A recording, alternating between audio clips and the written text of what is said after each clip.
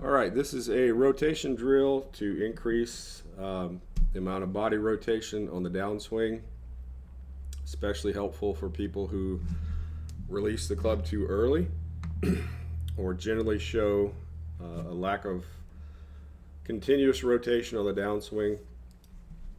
So what we want to do here is start with a golf club that has some sort of extension in it. If you don't have a long golf club like I have here, you can just take an old club, drill drill a hole in the end of the grip, take an alignment stick or an old shaft or something, and it doesn't matter how long it is, but you want it long enough so that you can have some contact on your left hip at address and feel that on the downswing.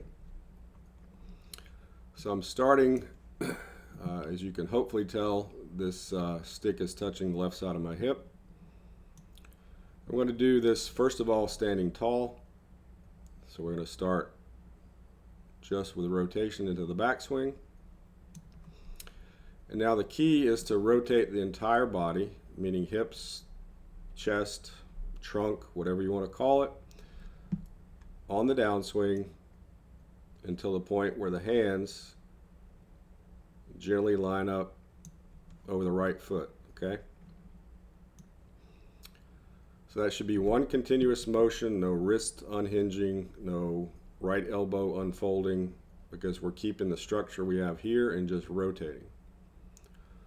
Once we get to here, we're going to continuously rotate, but we're going to cause the club to start to get in a condition where it's seeking the left hip, and that should occur after the club head is past the center of your body, and that should feel like the right arm straight, the body's turned through, the weight's balanced on the left foot if you're a right-handed golfer.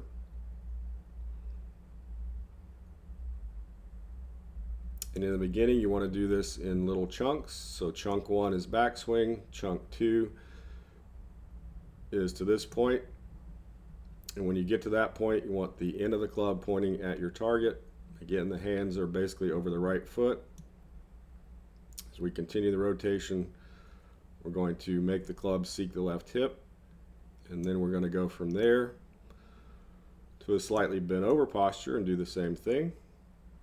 Top of the swing, engage the brain just to rotate until the hands cover anywhere between right foot or right thigh.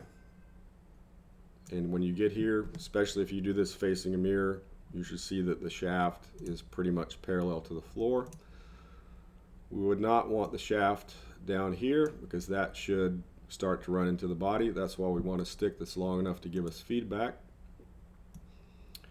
Also, you want to notice, especially if you're facing the mirror, that the shoulders are somewhat tilted, meaning the right shoulder is lower than the left. If you get to here and the right shoulder is higher than the left, it means you're not rotating properly on the downswing by getting your right shoulder underneath the left shoulder.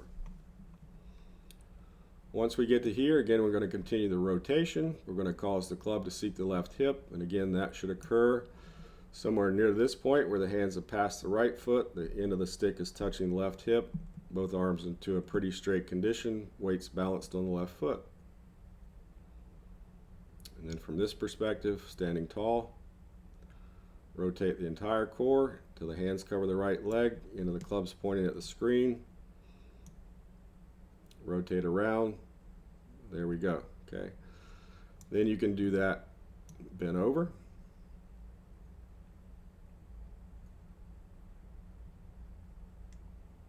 And the good thing about this drill, especially if you're watching yourself do it in a mirror, you can have the checkpoint of where the hands are in relation to the right foot and the right thigh. And then from there, again, we continue to turn, but we cause the club to seek the left hip, the long end of the club seek the left hip.